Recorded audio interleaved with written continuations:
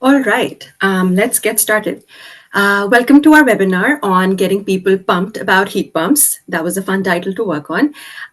Thank you for taking time out for this. I'm Namira Hamid. I'm Advocacy Manager at Climate Outreach. At Climate Outreach, we are rewriting the climate story. Climate change affects us all and involves all of us, but we see that all too often conversations about climate exclude and alienate people. So what we do here is we conduct original research to better understand what it is that people from different places and backgrounds think and feel about climate. We work with people and organizations to help create the best stories, and we support the best storytellers to engage everyone. We also work with government and policymakers in the UK and globally to show them the importance of engaging people in climate policy making and policy rollout. We know that we can't tackle climate change without a new climate story, which is from a lost cause to a story of people, progress, and potential. Right, so what's our story about heat pumps? There's been some good news bright and early this morning. We know that the government has published a press release just this morning sharing that it will continue with the rollout of the Warm Homes Plan, which is planned to help people find ways to save money on energy bills and deliver warmer, cleaner heat to homes, with up to 300,000 homes to benefit from the upgrades next year. So this webinar was perfectly timed with the press release, and so we will be discussing today how to get people excited about heat pumps. What do people think about it? What does our research from Britain Talks Climate say about it? And what are the practitioners' insights from talking to people on ground, and lots more. We'll be joined by a panel of experts to share their insights, and then we will be taking your questions towards the end. I want to speak as little as possible, so I'll introduce our speakers for today. We have Dave Powell from Climate Outreach sharing more work about our insights from Britain Talks Climate. We have Richard Hauxwell from the MCS Foundation. We are also joined by Katie King from Nesta, who do a lot of work around heat pumps. And we have Helen Ball from the Broadacres Housing Association. Quick housekeeping, we will disable the chat function for now. So any questions can go directly in the Q&A where people can ask questions. So feel free to write them as we go along. This webinar is being recorded, and we will be sharing a short guide released today on this topic on our website, and it will also be sent to all of you after the webinar in the recording. So yes, my turn is finished for now. Dave, if I may turn to you first for your presentation. Thank you. Thank you, Namira. Thanks, everyone. You can hear me all right? You can hear me fine? Very good. Okay, hello. I'm Dave from Climate Outreach. I'm just going to talk for 5 to 10 minutes to start us up about some findings from what people think and feel about heat pumps from our Big Britain Talks Climate research, and a few suggestions for how, therefore, people who are trying to encourage people to get more heat pumps should talk about it. Things to bear in mind, things to say. It is cracking news from the government. I know Richard's going to say more about the detail of that and what it means, so I won't here, and also Richard knows much more about it than I do. So just a little bit of that's what I'm going to do. I'm going to talk a bit about what people think about heat pumps, engagement recommendations, and then just some stuff to take away. Heat pumps are important. They're an important part of what the UK needs to do on clean energy, but hardly anyone at the moment has got one. According to the Climate Change Committee, we need 10 times as many heat pumps over the next 5 years as we already have. So only 1% of people have one now, of homes have one now. We need that to be at 10%. So there is a big storytelling role in that. There's a huge policy role, there's an economic role, but there's also a big storytelling role. We need to get this to be a story that is spreading like wildfire. So first, what do people think about heat pumps? So this is based, what I'm going to say in here is based on our update to Britain Talks Climate, which Climate Outreach published earlier this year. It uses More in Commons 7 segments. There'll be a few charts in here. I'll try to keep them to a minimum, but I do like a chart. And there's a lot of information in those charts. Lauren will circulate, my colleague Lauren will circulate the report to you afterwards, so you'll have all these details. So don't worry about taking all the charts in.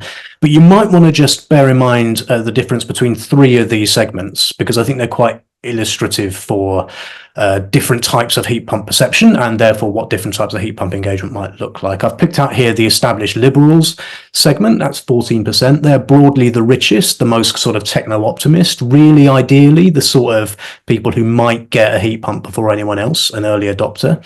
But they do have a number of practical concerns about transition and whether something is good value for money. I've picked out the civic pragmatists, a pretty green-minded segment, but not one for whom climate change is going to make them get a heat pump alone, and they're not as likely to be as well off as established liberals, but these are the sort of people we need to get a heat pump. And I picked out the disengaged traditionalists, who are the most skeptical, and the only way they're getting a heat pump is if this feels common sense, affordable, every day, and where it's not something they're getting just because greenies are telling them to. So a few headlines, first of all, 5 headlines from our Britain Talks Climate. Firstly, when you ask people what is a heat pump, the majority of people, 57%, say they are in some way familiar with a heat pump. They they think they know what one is, which isn't bad. We did some work, I think about 2 or 3 years ago when we asked this, and that number was much lower. I know Richard and Katie and Helen will have their own figures on this. Now, this doesn't tell you whether people are right or whether what they think about heat pumps is positive or negative, but at least the concept is something that people think that they know about. And you'll see in our guide, we've broken this down by the different segments, but across all of those 7 segments, which cover the whole of the UK population, nobody doesn't know what a heat pump is. So that is a good start. Secondly, I think this is quite revealing that when people who have a heat pump get one, they are happy with their choice. They're more likely to say they're happy with how they heat their home than people with gas boilers. That's what this slide is showing you here. It's not a huge difference, but it shows actually that one of the most important things to encourage loads more people to get heat pumps is to listen to people who've got a heat pump and are evangelical about it. Richard bent my ear for a long time recently about the work that he does, persuading all of his neighbours that his heat pump is brilliant and dragging them around to his house, and I'm sure he'll talk about that. And there is huge power in this word of mouth. We found in our focus groups that we did around Britain Talks Climate that when people who didn't have a heat pump were saying something positive, it was largely because they'd heard friends or family who had got one and it was saving them money and they were finding it really, really good. So the third thing, and I think that the biggest engagement challenge, the biggest perception challenge that there is right now, people still think that a gas boiler keeps your home warmer than a heat pump does. My social media feed, which is full largely of early adopter climate people, is full of climate nerds talking about how warm their house is with a heat pump right now. And they're all going out of their way to say, it's really cold, but my house is really warm. Well, the public in general still need a bit of persuading on that. It does across the segments. You can see that's a sort of common story. The established liberals who know a bit more about stuff, pride themselves on it, are a bit less likely to think that home with a heat pump isn't as warm, but that is still the major perception challenge. And this is just a row of other things that we asked about. So they are also seen as being pretty expensive, which they, with grants, the costs are coming down, but they are still a reasonably expensive thing to do. But more positively, there are some more positive associations around people thinking it's the green thing to do, people thinking it's the whizzy new technology. These associations that this is the right thing to do and it's the future are actually, I think, a great starting point for communications. And something that is really interesting here is that people associate a heat pump with investing in the future value of your house, investing in the fabric of your home, which again feels like a positive thing. I know that the Centre for Sustainable Energy are using a frame around future proofing, which sounds like it's quite interesting too. And then the fifth observation from our research is this thing about fairness. Because of the cost issue and because of people generally not rushing out to replace their boilers every time a new idea comes along, that people are a bit worried about fairness. You're slightly more likely to say that people like me will find what is happening to home heating in general, so not just heat pumps, but things that people have heard about it, as being unfair on people like them. So there are some perception challenges, but we think that actually there's a lot of reasons to be cheerful in there, and that was put these slides together before the government confirmed that they'll continue to support the falling costs and the falling deployment, which Richard will hopefully mention a bit more. So 5 top line recommendations for engagement. First is there is still awareness is rising, but there is still an awareness challenge. People still don't know, not as many people know what a heat pump is as you would like, and the people that do are still not necessarily very sure about the details or what one is. There are some excellent information portals out there. Nesta, Katie's on the call here, and MCS, Richard's on the call here, run a one-stop shop advice service called Get a Heat Pump. That's a great place to find out what a heat pump is.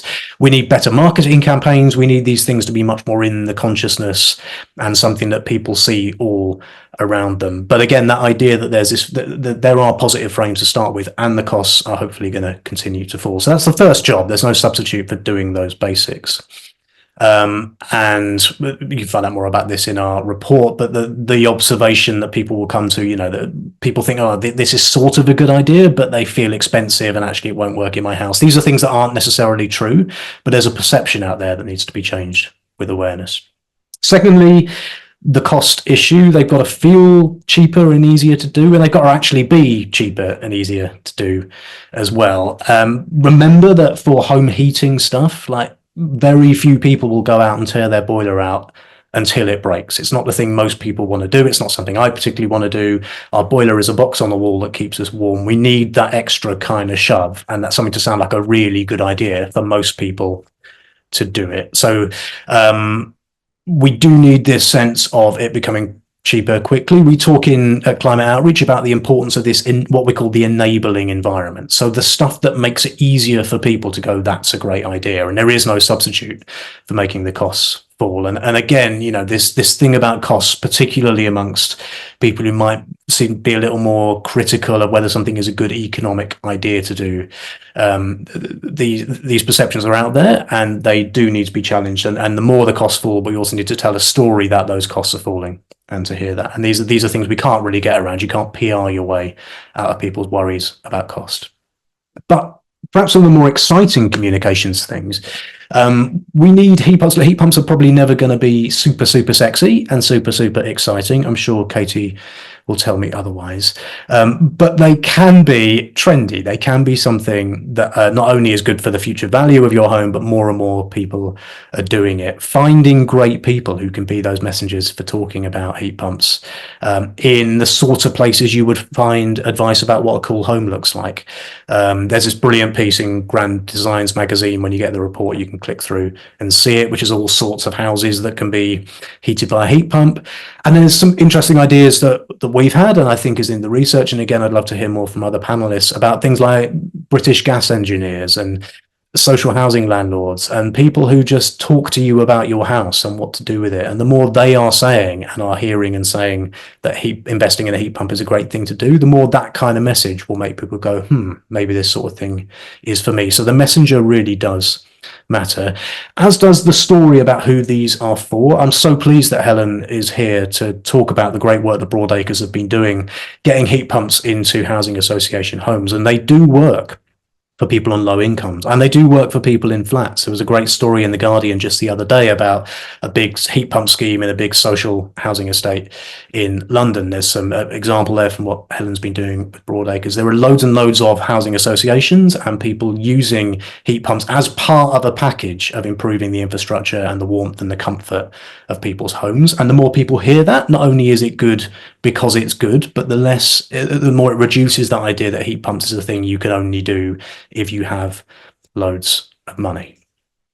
And then the fifth thing, I mean, there are a couple of things that really encourage people to change their mind, to experience a new idea about something. And one of them is hearing about it from someone that you trust. And the second one is actually experiencing it for yourself, spending a bit of time in a house with a heat pump. We've heard this in our focus groups so much, as I said earlier on. People that experience it think, actually, this is all right, this is warm, I can imagine this working in my house. And I'm not going to steal Katie's thunder, but I do think the Visit a Heat Pump scheme that Nesta have been doing, which Katie's going to talk about, is just a brilliant example of helping people to experience, feel it, and find out what a heat pump is like for themselves. So in summary, and I will shut up in a second, there is a way to go on the awareness job. Most people aren't talking about heat pumps. There is still some misinformation out there. There's some things that aren't misinformation, but people need to understand about why heat pumps actually can be a great investment for you and your house. And it's not just therefore about providing facts, but it's about using culture, positive news stories, and understanding that different people have different worries and concerns and how to tackle that in specific marketing campaigns. Those two big communications challenges need to be taken head on. People still think heat pumps are too expensive, and they still think they don't keep your house warm. While it is important to talk about the things people do associate positively with heat pumps, they're a great move for the planet, they're great for the fabric of your house. You have to take that head on in communications by using messengers and talking about the way in which that is not the case. People need to hear a counter to that idea. And thirdly, seeing is believing. Word of mouth matters. The most effective messengers for heat pumps are people who've already got one, or perhaps who have your interest in heart about keeping your house warm. So the more that we can have different people talking in an exciting way about heat pumps, the better. And then just to make the final point, really, that the more costs fall, the more heat pumps become a better story for everyone. And the more heat pumps is a better story for everyone, the more people get one and the more costs fall. And we at Climate Outreach see the storytelling, communication and engagement part of this as every bit as important as the economics. That's how you get that dynamic takeoff, the idea that everyone suddenly is thinking, this is a great thing we want to do. So see these things as joined up. And that's all from me. Thank you. Thank you so much, Dave. That was excellent start to the webinar. Richard, without missing a beat, if I may turn to you first, would you have any sort of insights to share? Thank you. Thanks for that. So first off, yes, I do have a heat pump, and yes, my house is warm, and yes, I love my heat pump. And yes, I have had my neighbours in my house going, gosh, Richard, your house is warm, and me going, yes, my house is warm. So they do work. There you go. Case study of one.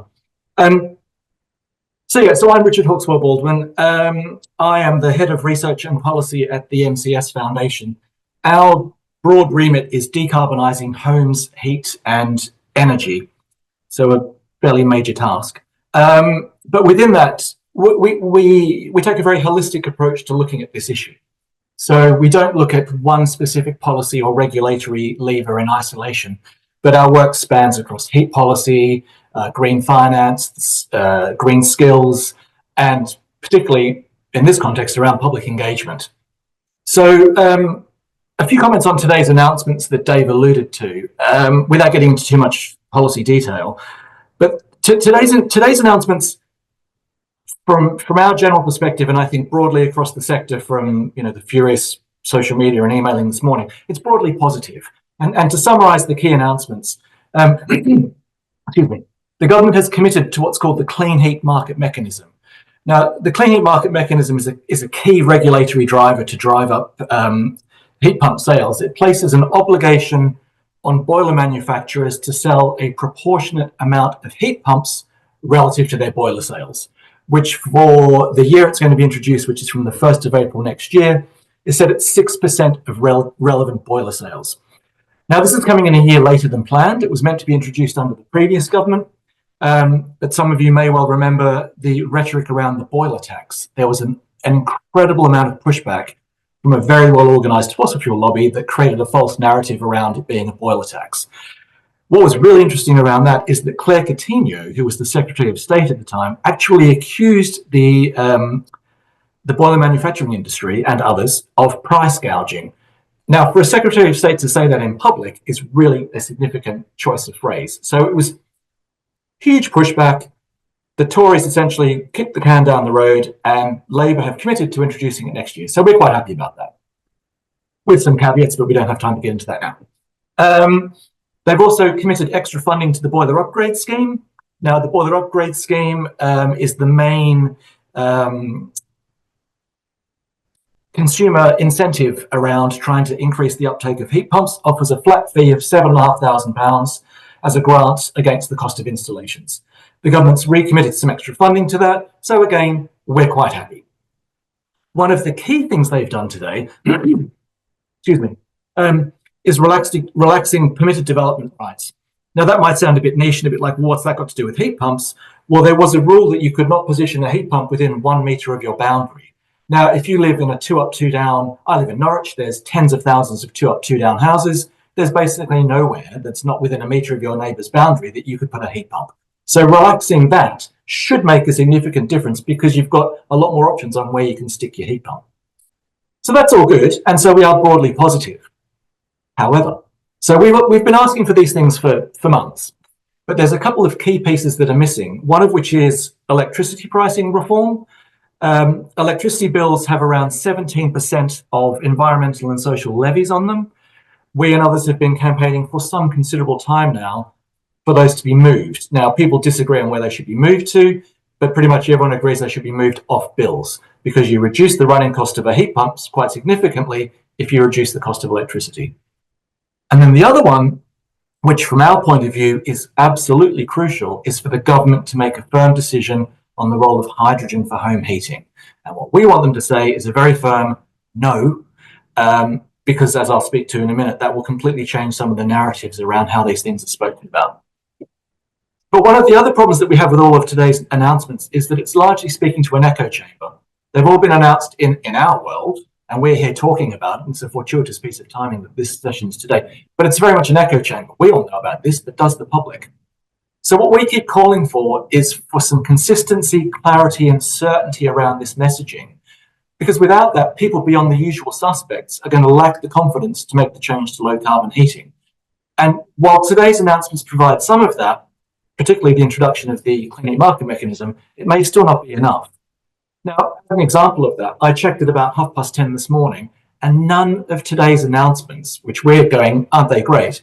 None of them feature anywhere on the BBC. I did a quick Google search for some of the key keywords from today's announcements, and I think I found a mention of the clean heat market mechanism announcement on 2 trade websites. So basically, the general public is simply not aware of what is going on in this space. What does this mean in terms of actually what people are doing to their homes and why in terms of actually getting heat pumps? Well, we published some research a few months ago looking at people's motivations and what they're spending around energy efficiency improvements to their home. And in a nutshell, what we found is that people aren't doing very much. They're spending about £5,000. They're mostly funding it from savings, and they're doing things like extra insulation or putting solar PV on their roof. Solar PV is awesome, but it does very little in terms of decarbonisation because it doesn't tackle the big decarbonisation elephant in the room, which is the gas boiler. So following on from that, we've got 2 pieces of research that we're currently running. One is exploring the idea of public engagement in the energy transition as an idea, and then narrowing down into the example of heat. Separate to that, we've done a piece of work looking at people's attitudes to financial risk in general, and then again, narrowing that down into perceptions around heat. 2 separate strands of research being done by 2 separate organisations producing quite similar results. People don't really know what to do. So they're lacking the information, they're lacking the confidence, they're lacking the certainty around what to do. What do people do in that situation? Nothing. Or they simply go, oh, do you know what? This is all a bit too much. I'll just change my boiler, because the gas engineer comes in and says, guess what? I've got a new boiler. It's in the van. I'll whack it in for you now. Done. So in a world of uncertainty, we retreat to what we feel comfortable in, which might be doing nothing. And that's where, and Dave alluded to this in his talk, consistency of messaging is key here. This idea of the trusted messenger. Who do you trust with this information? But what we need and what we lack, and today's a good example of that, is a really clear steer from government saying, this is important, these are your options, this is what we're doing. And we still lack that. We're talking about it, but in the public discourse, they're simply not. So we've been calling for some time for government to come out with a public information campaign doing essentially that, saying, you know, need to decarbonise heat, these are your options. There is talk of that coming next year. We're hearing some rumours coming out of DESNZ that that's going to be on the way. And I'm not saying that government's saying this is the answer, but what you need is that consistency. So government's saying it, you see it, the messaging everywhere. Your local authority starts saying it. Oh, okay. Your installer, because we've made this decision on hydrogen for home heating, your gas engineer has suddenly been incentivized to install heat pumps as well. They come in and say, oh, guess what? You know, what you could be getting is a heat pump. And then you have people like me, not virtue signaling here, but I do have a heat pump and it's visible on the side of my house. And I have had my neighbours in my house going, Richard, is that a heat pump? Yes. Is your house warm? Yes. In my front room, your house is warm. And so it's that reinforcing of messaging all the way through the various spheres of information gathering that a human goes through that reinforce that to give you the confidence that you are making the right decision. And I would argue that without that, we're still going to struggle.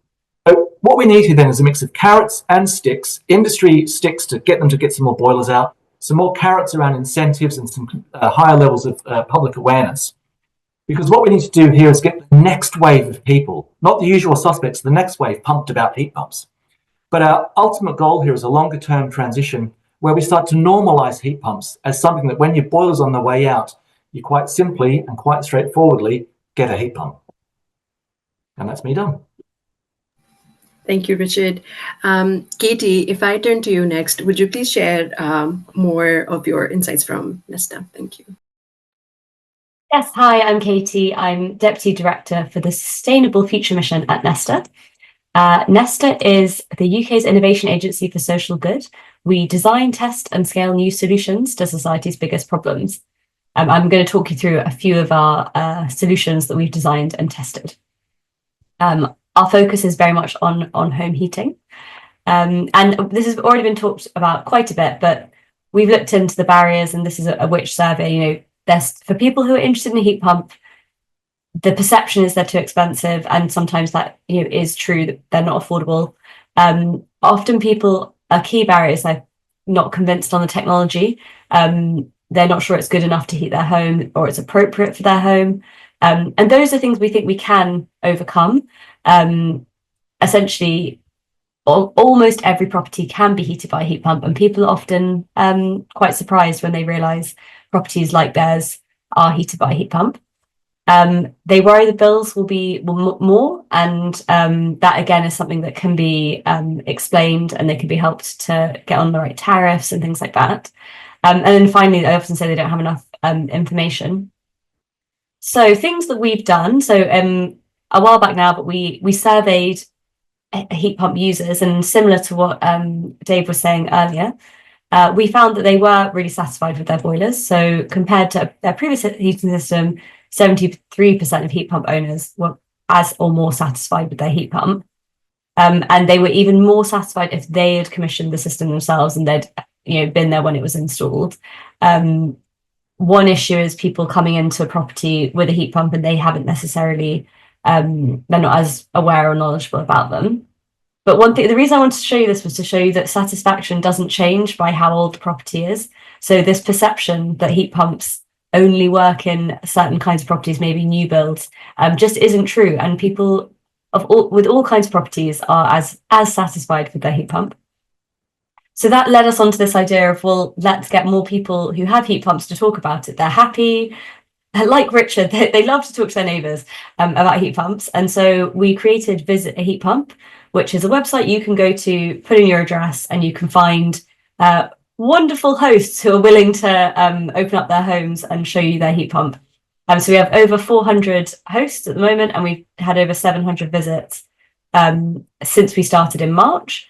And what's great about this is there's all kinds of properties, all kinds of heat pumps, all kinds of homes and brands. And also you can search by installer, and you can see if a particular installer that you're interested in, if there are examples you can visit.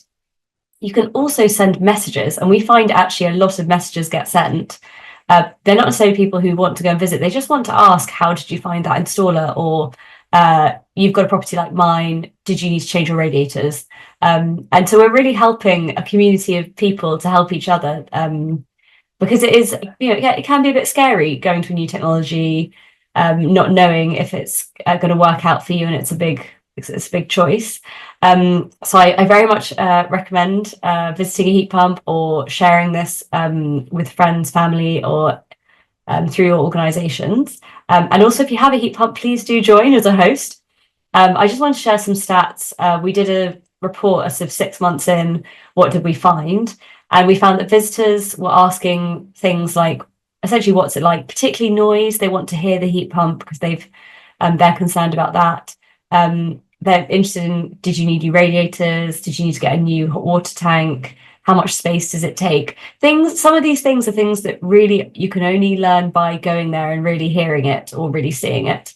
And we found that people were very satisfied with their visits. It's incredible. Over 100 hosts have hosted people, and I feel it's very heartwarming that people are doing this and they're taking time out of their busy lives to show people their heat pump. So people found it, no one disagreed that it was a worthwhile experience, and people left feeling more informed, and they felt more confident. This is my favorite. These are people who filled in the survey before and they filled in the survey afterwards. And I love this one. Can you imagine what it would be like to have a heat pump in your home? Before, only 20% agreed with that statement. Afterwards, nearly 80% agreed. So it obviously does a lot of work, this visiting a heat pump. And it also helped people on things like running costs, where they weren't sure. And then in talking to someone, in a similar property, they could get a clearer understanding of what the running costs might be. So yeah, really positive. We do find people that visit are already pretty motivated and they think that they will install. It does increase intention afterwards, but the people that go and visit tend to just want that. They're pretty confident, but they just want to check a few things first. And we've had lots of examples of people then going on to get a heat pump and becoming hosts themselves.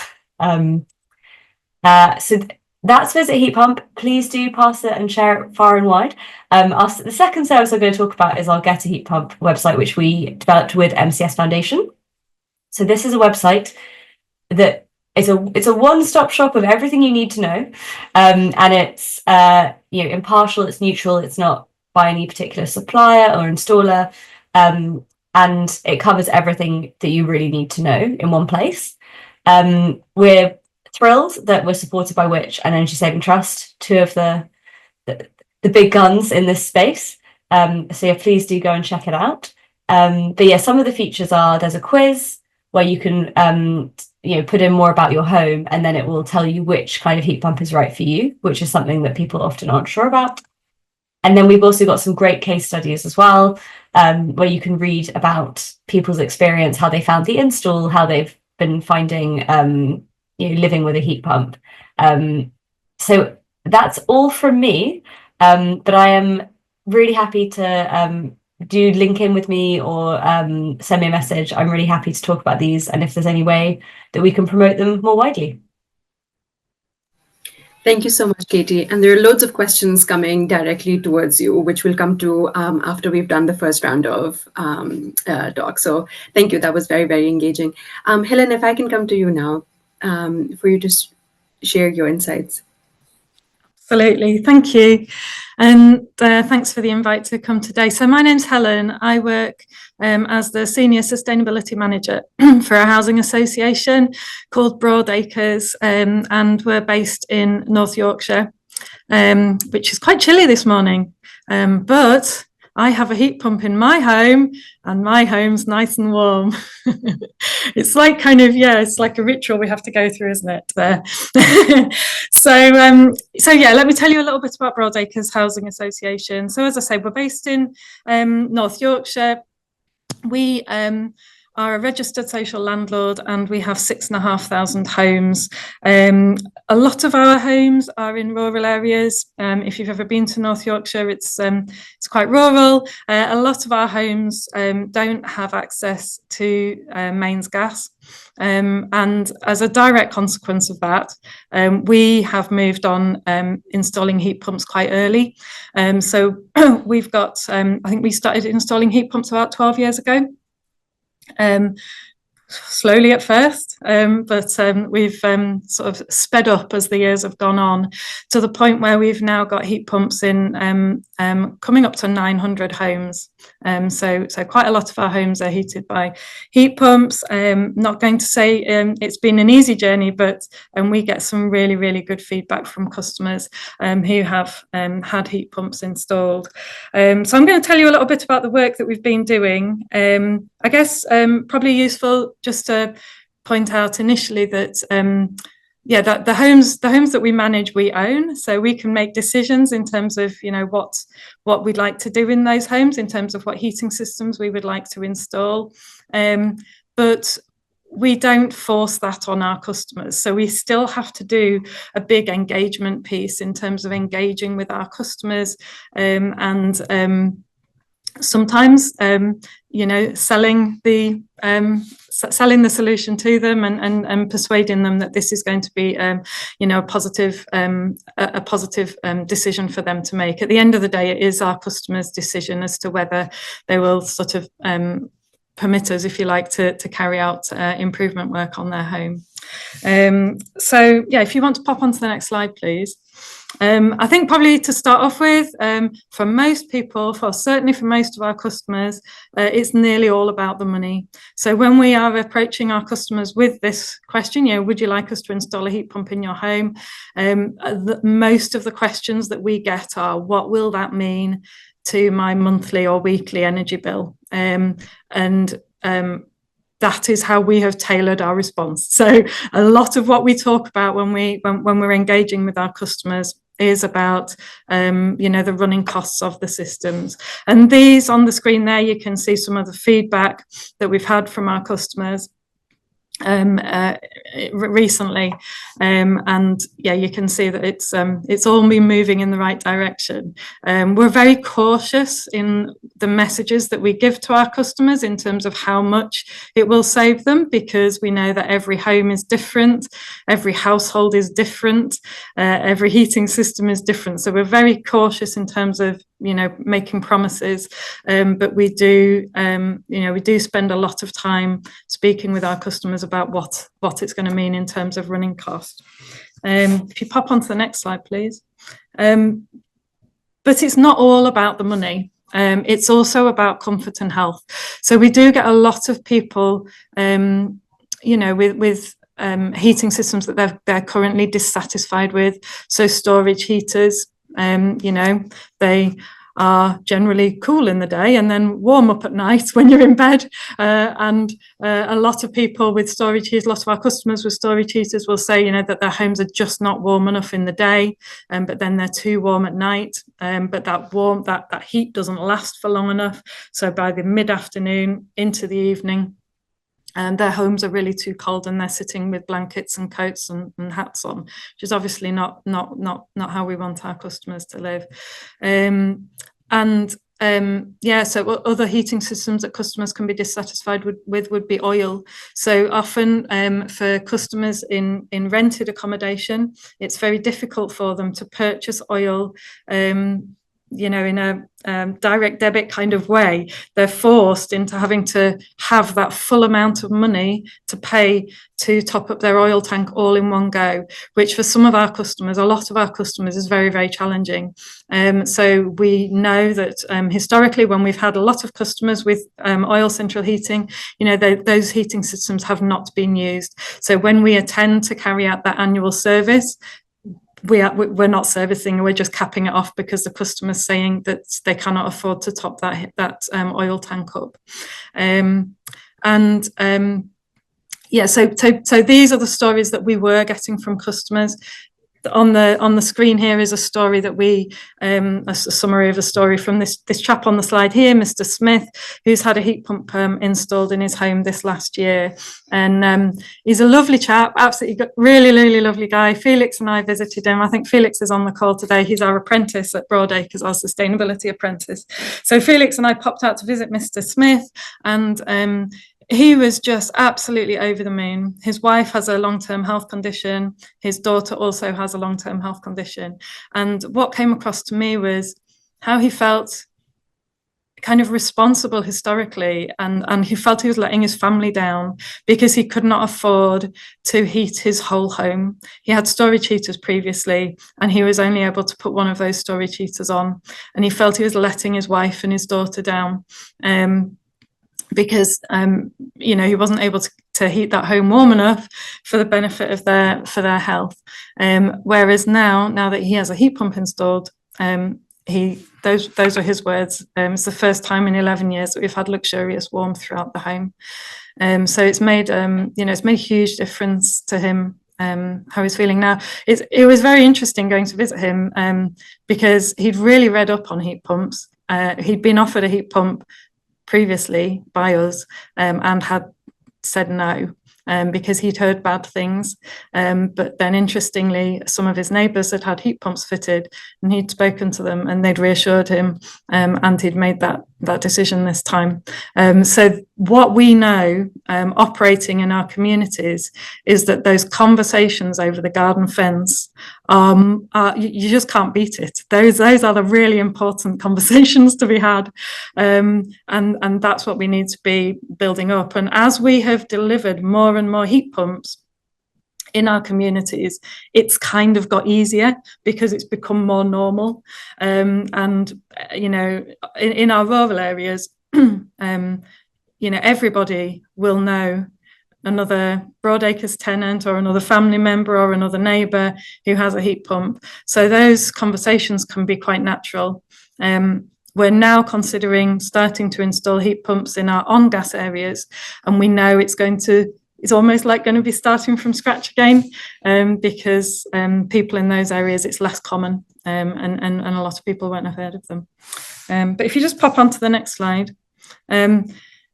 Yeah, we know also that some people, not everybody, but some people, some of our customers are making this decision because they feel it's the right thing to do for the planet.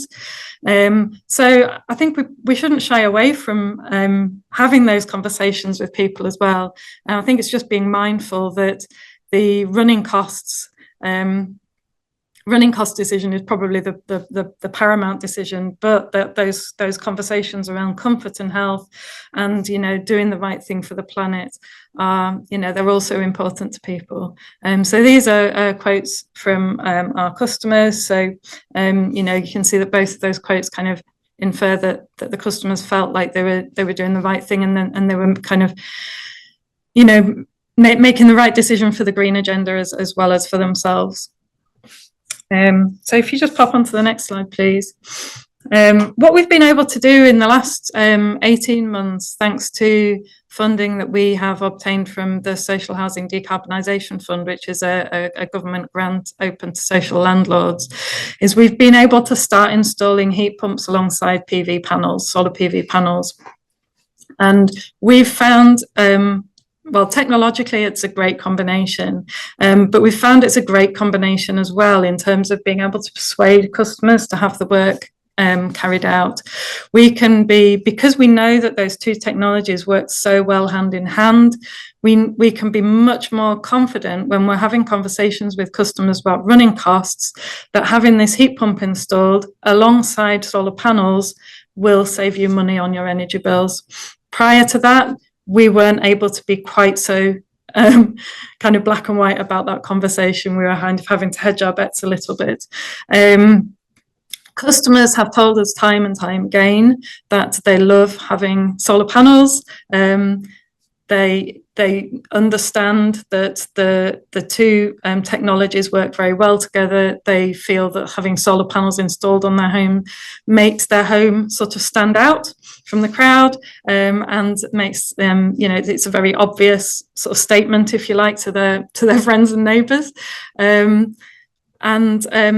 so what we've been able to do is we've been able to use the solar panel kind of element as the carrot to kind of hook more customers in. And it has been very interesting because we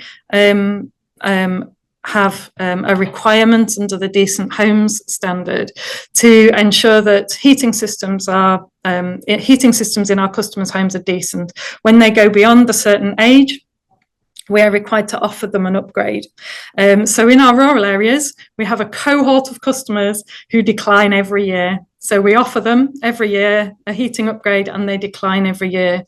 In the last 18 months, a significant number of people have been now accepting to have a heat pump installed, and citing the reason for that is because we are able to offer it alongside installing solar panels. So people are starting to change their mind, and it's really noticeable as well. If you pop onto the next slide, please. What we know is extremely important. This is my penultimate slide, folks. I'm nearly there. What we know is really important is that the customer engagement side. So the process of having an air source heat pump installed in your home is a disruptive job. And there's multiple stages to that. There are a lot of visits involved. It's literally not just a kind of come in, go out. So, you know, we have to have a survey carried out. We have to have an asbestos survey carried out. We might have to have some asbestos removals. We might have to have a survey for the district network operator approval. That's before even any work is carried out. So there's a lot of stages involved in this installation. And we have found that having good customer engagement support is absolutely critical in making this a good customer experience. So at Broadacres, we employ 3 dedicated customer liaison officers who work just on our retrofit work, so just on our heat pump solar panel install programme. Without them, I'm not quite sure how we would do it. We would certainly have a lot more customers declining to have the work carried out. But we would also have customers whose experience of the process is a lot poorer because they wouldn't understand, you know, necessarily whereabouts they were, what the scale of the work, what's going to happen next, how long is this going to take. And it also means that we can carry out work in the homes of people who are vulnerable as well. So quite a lot of our customers have vulnerabilities, so they may be elderly or they may have health conditions. Through our customer liaison officers, it means we can wrap those customers in cotton wool, if you like, and support them through the install process, knowing that they're going to be looked after and they'll come out of it, you know, being okay and having found the experience, you know, acceptable, if you like, at the very least, and hopefully more positive than that. So yeah, that's kind of our one of our key learning points really from our programs of work. And then if you just pop onto the next slide, that's my last slide. So yeah, that's all I had to say today. Hope that's been helpful. Thank you, Helen, so much. That was extremely interesting and very, very informative for all of us to learn. We have so many questions in there. If there are any questions that any of you would like to answer, so let me know. But just so that I save some time, I can start with Dave with the question on aspiration. So Jonathan Ward asked, the danger with making something aspirational in the wrong way is that whilst it might make a difference in the smaller part of the able to do and willing to pay cohort, it could reinforce a sense of net zero not being fair and heat pumps and solar, etc., being of a higher status. So Dave, if you want to take that one, and for the rest of the questions, if there is any, let me know. Oh, you're on mute. Yeah, no, sorry, fail. I strongly agree, right? I think everything that everyone has been saying is about how, particularly when it comes to things like how you heat your house, the vast majority of people in the country will do it when it feels A, like a good economic thing to do, B, when it feels easy, and C, when there's this sense around them that people they know are doing it and it becomes what you do. And those are the objectives.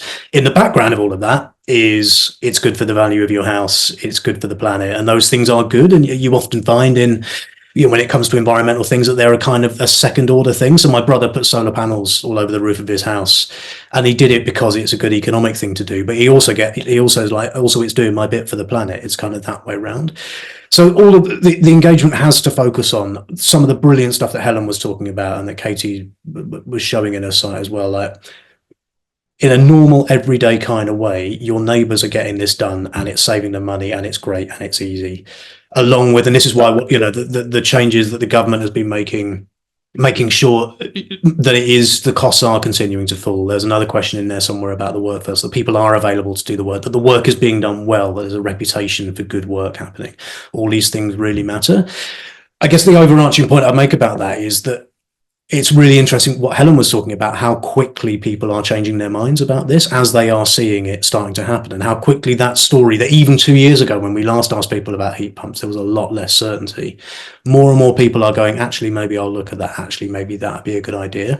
And we need to think in terms of what we need to do dynamically. We don't want to see like a steady uptick. We want to see every week 2 times as many people talking about this, or every month as they were before. So it's got to feel like a really good idea, but the more we hear that it's a really good idea from people that we trust, the better. Thanks so much. Richard, I know that you've been engaging with a lot of questions and answers in the chat. Is there any that you'd like to sort of speak about with the wider audience? Let's on Dave's point around this, and Jonathan's question around aspiration, and then to follow up on one of Jonathan's other questions around distressed purchases. I mean, Helen, it's really interesting to hear what you're saying, because as it happens, my neighbour is the head of asset management for one of the largest housing associations in Norfolk, and they've been installing hundreds of heat pumps for years now as their kind of default option. And so there's this kind of there's this. So let's take a step back. About 70 to 80,000 heat pumps. About 70,000 heat pumps were installed in the UK last year versus around 1.8 million boilers. So we're some way away from getting over that thing around, is it aspirational, in as much as we just need to get more of them installed to get the decarbonisation journey going. So I don't have a huge problem personally if they are still slightly aspirational for a while, because our base is so low, we need to build it up. And the more you build it up, the more people have them, like me, like Helen. You know, people see them, people get them. But it's really important they're not just aspirational, they serve a really good purpose in social housing and making people's homes warmer, more comfortable, better air quality, damp issues, mold issues, all that sort of stuff. There's a whole realm of other benefits that work. They're not just aspirational, they're just simply a good option no matter where you put them. So there's that. And there was a question around distressed purchases. There's not much really accurate research on this, but what there was is about 10 years old now.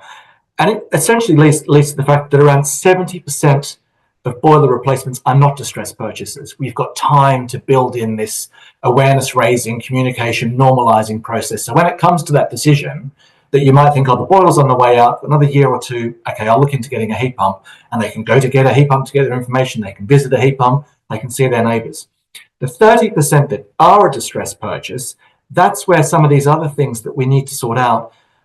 Incentivizing gas engineers to cross-train to install a heat pump is really important. There is zero incentive for a gas engineer who can't install a heat pump to come into your house and install anything else other than a gas boiler. They're not going to say, you know, phone my mate, he'll do one for you and give away the money. They're not going to do that. So we need to create a regulatory and policy environment where there's an incentive for gas engineers to cross-train to do both. They come into your house and say, right, I could give you a gas boiler. If you want to future-proof your heating, I can also do heat pumps for you because I can do both. And I'll stop it. Thank you so much. Katie, there are two specific questions for you from Tess and Stephanie that you've responded to. If there's any that you want to remark more to the wider audience. No, I don't think so. But I'll answer the one that Chris just asked about planning. I completely agree that lots of homes in London are in conservation areas. What's not well known is that you can get a heat pump in a conservation area under permitted development, i.e. you don't need to apply for planning. You just can't put it on the front of a property. So there's extra limitations. I think one thing that's interesting to say is that with the removal of the 1 metre rule, before, lots of homes in North London would have had to have gone through planning because they just couldn't put the heat pump 1 metre from their boundary. It would be putting it in the middle of the garden if they did that. So they have to go through planning. And that's where they're having to have these £1,000 noise assessments. They're having to wait months and months. We're hoping in removing that barrier, lots of people will be able to go ahead, including people in conservation areas, just without needing the planning permission at all. The one thing I think is right that Richard said earlier is that the public don't necessarily know about this. So it's how can we popularise that is the case, and make sure that people aren't put off by the fact they need planning when they actually don't. The new rules won't come in till the new year. So I think once they are in place, that's when we need to start promoting and making sure people realise that often they could actually get planning permission, even if they don't even need planning permission, even if they're in a conservation area. Thanks so much. And Helen, if there are any sort of second remarks that you'd want to give, looking at some of the questions that are coming in. I think I answered a question around insulation, and yeah, I didn't speak at all about insulation, but yeah, we do ensure that homes are well insulated, and I think this is a really important point. Is that you know, the basics of cavity wall insulation where there is a cavity in the property and a good level of loft insulation. You know, we install up to a minimum of 300 millimeters, and we're also installing underfloor insulation and or smart air bricks now as well, which is a really straightforward measure. And yeah, I think that sort of level of insulation should come as standard when heat pumps are fitted. And really, you know, what we'd be looking for is for that advice to be given by the installer as well, because otherwise what's going to happen is, you know, once the heat pump's up and running, you know, if that hasn't been carried out prior to the heat pump install, is that either the heat pump's not going to, you know, keep the home warm enough, or the running costs are going to be higher than they should be. So yeah, that those two things really do need to go hand in hand. It's more straightforward for us as a landlord because we can ensure that happens, but out there in the big world, it's yeah, it does need to be coordinated somehow. Excellent, thank you. We have a very interesting question. How much does the Telegraph's negative messaging on heat pumps matter, do you think? Would anyone like to take this one? I'll just quickly jump in on it. It matters a bit, and I think we're in a bit of a battle for a kind of story about this thing called net zero that's happening, and you can see some parts of the press trying to sort of weaponize it. And that's why we, as I think ambassadors for heat pumps and renewable energy and all of it, need to really focus on how we make this a brilliant story really quickly, and an everyday normal story, as we've been talking about. What the Telegraph are trying to say is that this is a thing that's going to be forced on you and won't be any good for your house, crudely. And it isn't being forced on you, and it is good for your house. And the more we can get creative about the storytelling, the better. There was some worrying stuff happen in Germany where heat pumps became this kind of symbol of the government forcing things to happen to your house. I think we're a bit further ahead than that. I hope we are anyway. But it does behoove all of us, I think, to get really smart about telling brilliant stories, because there is a battle for that story afoot. Yeah. Can I come in on that? Oh, sorry. Yeah, I completely agree with what you were saying, Dave. And I think you know, collectively we can all learn a bit from the kind of the messaging around the promotion of reduce, reuse, recycle. Remember that? Yeah, it's a household thing. Everybody talks about it. Kids learn about it in school. They trip off the tongue. Recycling is the norm. It's something that everybody does. When that campaign was being kind of developed, it only feels like a few years ago, but that's probably because I'm getting old now.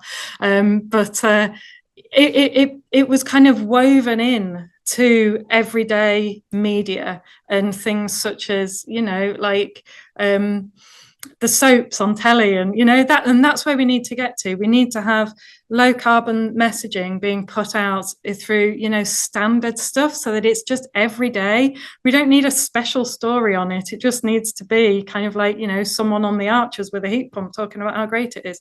That kind of thing. That's where we need to get to, I believe. Very, very quickly, there was a Coronation storyline where someone stole a heat pump, and the Telegraph, in a true sign of some of their mixed messaging, have actually had some very positive stories about heat pumps. Sometimes in the same issue as a negative one, you know, media balancing out. But yeah, they do publish positive stuff as well. And this is where we need to get to that point where, regardless of what you say, this is happening. Excellent. Thank you so much. If anyone has very pressing last remarks to give, I have 1 minute, but otherwise we will be sharing resources from the webinar, some of the reports that were shared with everyone that was participating we will share it through email. And again, thank you so much for attending today's webinar. And yeah, we'll catch you at another time. Thank you.